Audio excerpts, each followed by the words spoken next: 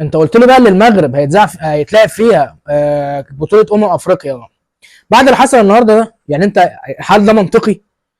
يعني جمهور من اسوأ الجماهير اللي ممكن تتخيلها في حياتك بعد اللي هم عملوه النهارده دي. بجد لازم مجلس اداره النادي الاهلي يتدخل. لازم مجلس اداره النادي الاهلي يتدخل ويبقى في عقوبات صارمه على الجمهور بتاع جيش الملك النهارده وعلى فريق جيش الملك عموما. اسلحه حد اترمت، ازايز اترمت، تريزيجيه اتعور. ايه؟ لازم تتحركوا. لازم يبقى في خطابات للاتحاد الكوره وعشان يبقى في عقوبات. اللي حصل النهارده ده ما ينفعش. اللي حصل النهارده ده اساسا ما ينفعش. وقلت لي اصل المغرب هتلاعب على ارضها افريقيا الجايه باللي احنا شفناه النهارده ده. يعني هل ده المفروض ينفع يحصل بالله بعد اللي احنا شفناه النهارده ده؟ منطقي ما ينفعش.